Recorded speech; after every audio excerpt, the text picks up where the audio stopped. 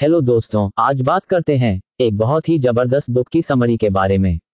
Book का नाम है रिच डैड पुअर डैड, जो कि रॉबर्ट कियोसाकी के द्वारा लिखे गए दुनिया की बेस्ट बुक्स में से एक है। रॉबर्ट कियोसाकी ने rich dad poor dad book में क्या बताया है?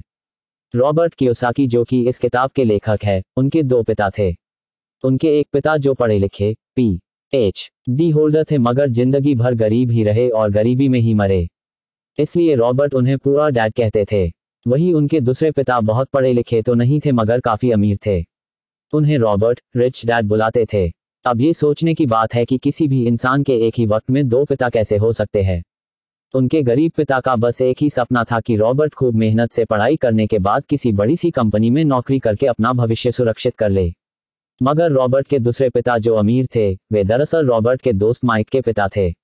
वे चाहते थे कि रॉबर्ट अपनी जिंदगी में कुछ चैलेंज ले, क्योंकि सारे सबक सिर्फ स्कूल में ही नहीं सीखे जाते। कुछ सबक ऐसे होते हैं जिन्हें इंसान अपनी जिंदगी के तजुर्बों से ही सीखता है। स्कूली पढ़ाई सिर्फ अच्छे ग्रेड्स दिला सकती है, मगर जिंदगी की पढ़ाई बहुत कुछ सिखाती है। बेशक पढ़ाई लिखाई की अपनी अहमियत है, मगर सिर्फ इसके भरोसे बैठकर ही सब कुछ हासिल नहीं किया जा सकता। Rich dad poor dad book को क्यों पढ़ना चाहिए? यह बेस्ट सेलिंग पुस्तक सरल भाषा में सिखाती है कि पैसे की सच्चाई क्या है और अमीर कैसे बना जाता है। लेखक के अनुसार दौलतमंद बनने की असली कुंजी नौकरी करना नहीं है, बल्कि व्यवसाय या निवेश करना है। हर व्यक्ति अमीर बनना चाहता है। सभी का सपना होता है कि उनके पास बहुत धन दौलत हो, महंगी गाड़ियां, बंगले, महंगे कपड़े हों। यह सपना तो सभी लोग देखते हैं, पर बहुत कम लोग ही इस सपने को पूरा कर पाते हैं। ऐसा नहीं है कि लोग मेहनत नहीं करते, बेशक वह कड़ी मेहनत करते हैं, पर पैसों का मैनेजमेंट कैसे करना है लोग यह नहीं जानते हैं। इस वजह से लोगों के अमीर बनने के सपने पूरे नहीं हो पाते। बचपन से ही हमारे दिमाग में यह बात डाल दी जाती है, यदि आप अच्छे से पढ़ाई करते हैं, अच्छे मार्क्स लेकर आते हैं, तो फ्यूचर में आपको अच्छी जॉब मिलेगी और आप खूब सारा धन कमाएंगे। परंतु हमारे देश भारत में बहुत से ऐसे लोग हैं जो बहुत ज्यादा पढ़े लिखे हैं और अच्छी नौकरी में होते हुए भी वित्तीय तौर पर मजबूत नहीं है। वहीं दूसरी तरफ ऐसे भी लोग हैं जो ना तो अच्छे से पढ़ाई किए होते हैं और ना ही किसी के अंडर में जॉब करते हैं, फिर भी वे अमीर लोगों की गिनती में सबसे आगे हैं। इसका सबसे अच्छा उदाहरण धीरूभाई अंबानी जी हैं। अर्थात हम कह सकते हैं कि कोई भी व्यक्ति सिर्फ पढ़ाई और नौकरी के दम पर ही गरीब और अमीर नहीं हो सकता है। इसके लिए आपको फाइनेंशियल मैनेजमेंट को समझना बहुत जरूरी है। चलिए आप सभी को इस फाइनेंस मैनेजमेंट को रॉबर्ट कियोसाकी द्वारा लिखित पुस्तक रिच डैड पुअर डैड की समरी से समझाते हैं। रिच डैड पुअर डैड की समरी। रॉबर्ट कियोसाकी के दो पिता हैं, जिनमें से एक अमीर है और एक गरीब है। अब आप सोचेंगे दो पिता कैसे? एक उनके जन्मदाता है जो कि गरीब थे, और दूसरे पिता उनके बेस्ट फ्रेंड के पिता थे, जिन्हें रॉबर्ट अपना पिता मानता था। एक पिता जो गरीब है, बहुत ही ज्यादा पढ़े लिखे हैं, और उनके दूसरे पिता जो अमीर है, उन्होंने अपने स्कूल की पढ़ाई भी पूरी नहीं की है। दोनों ने अपनी जिंदगी में बहुत कड़ी मेहनत की थी और दोनों ही अपने क्षेत्र में सक्सेस भी प्राप्त की थी। पैसों को लेकर उन दोनों की राय भी बिल्कुल अलग थी। इसे हम कुछ पॉइंट्स के मदद से समझते हैं। 1. सोच। रॉबर्ट कियोसाकी के पहले पिता का मानना था कि वह कोई वस्तु खरीद नहीं सकते, जबकि दूसरे पिता इस बात से चिढ़ते थे। दूसरे पिता रॉबर्ट को हमेशा समझाते थे कि तुम किसी चीज को कैसे खरीद सकते हो, इस बारे में सोचो। पहले पिता की सोच नकारात्मक है, वहीं पर दूसरे पिता की सोच प्रश्नवाचक है। नकारात्मक सोच बात को वहीं पर खत्म कर देता है, जबकि प्रश्नवाचक सोच हमें सोचने पर मजबूर कर देता है कि हम कैसे किसी वस्तु को हासिल कर सकते हैं।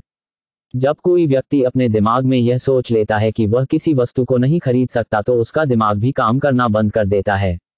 परंतु जब कोई व्यक्ति अपने दिमाग से प्रश्न करता है, तो उसका दिमाग काम करना शुरू करता है। दिमाग प्रश्नों के उत्तर ढूंढने लगता है। इसका मतलब यह है कि दिमाग को नकारात्मक चीजों से दूर रखो और दिमाग को उसका काम करने दो, इससे दिमाग एक्टिव रहेगा और धीरे धीरे स्ट्रांग हो जाएगा। 2. जोखिम। रॉबर्ट के पहले पिता का मानना था कि आपको जोखिम नहीं उठाना चाहिए। आप अच्छे से पढ़ाई करो, अच्छे मार्क्स लेकर आओ तथा सेफ और सिक्योर जॉब करो। वहीं दूसरी तरफ रॉबर्ट के दूसरे पिता सिखाते थे कि जोखिम को कैसे मैनेज किया जा सकता। पढ़ाई करो और अपने पैसे को काम पर लगाओ। 3. संपत्ति मतलब एसेट्स और दायित्व मतलब लायबिलिटीज में अंतर का पता होना। हमें अपनी संपत्ति और अपने दायित्व का पूरा ज्ञान होना चाहिए। संपत्ति से धन में वृद्धि होती है, दायित्व से धन या पैसों में कमी आती है। यदि आप अमीर बनना चाहते हैं तो आप संपत्ति खरीदें, जमीन, बॉन्ड, शेयर इन्वेस्टमेंट, और यदि आप गरीब ही रहना चाहते हैं तो आप दायित्व, लोन पर लिया गया फर्नीचर, गाड़ी, लग्जरी प्रोडक्ट्स खरीदें। अब आप दायित्व को देखकर कंफ्यूज मत होना। आप फर्नीचर या गाड़ी खरीदते हैं तो उससे आपको किसी भी तरह का 4. सबसे पहले खुद को पेमेंट करना। रॉबर्ट के दूसरे पिता रोबोट को यह बात समझाई कि सबसे पहले आप अपनी कमाई का एक हिस्सा अपने लिए रखें और उन पैसों से अपने लिए ऐसी संपत्ति खरीदें जो आपको आय प्रदान करें। 5. गलतियों से सीख लेना। रॉबर्ट के दोनों पिता ने उन्हें यह बात सिखाई थी कि यदि आप एक बार गलती करते हैं तो उस गलती की पुनरावृत्ति दोबारा नहीं करें, बल्कि उससे सीख ले और अपनी लाइफ में आगे बढ़े।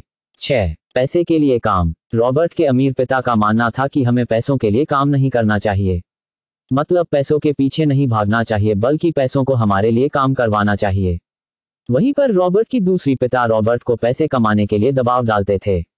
7. मौके की पहचान करना। सभी को सही मौके की पहचान करना आना चाहिए। यदि आप सही मौके को नहीं पहचान पा रहे हैं तो आप कभी भी अमीर नहीं बन सकते हैं। उदाहरण, एक आदमी एक सड़क से गुजर रहा था। वहां पर कुछ घर के सामने बोर्ड लगा हुआ था जिस पर लिखा था हाउस फॉर सेल। उस समय मंदी का दौर चल रहा था, पर वह आदमी बिना घबराए हुए इस मौके को अपने हाथ से नहीं जाने देता है और एक अच्छा खासा घर बहुत ही कम कीमत में खरीद लेता है। कुछ दिनों के बाद मंदी का दौर खत्म हुआ, अब उस घर को दुगनी कीमत पर बेचता है। 8. पैसे को सेविंग की समझ का होना। वैसे तो सभी लोग पैसे को सेव करते हैं, पर यहाँ पर सेविंग का अर्थ अपने अलमारी या गुल्लक में अपने पैसों को रखने से नहीं है। यहाँ पर सहेजने का अर्थ है अपने पैसे को ऐसी जगह इन्वेस्ट करना जिससे कि आय होती रहे।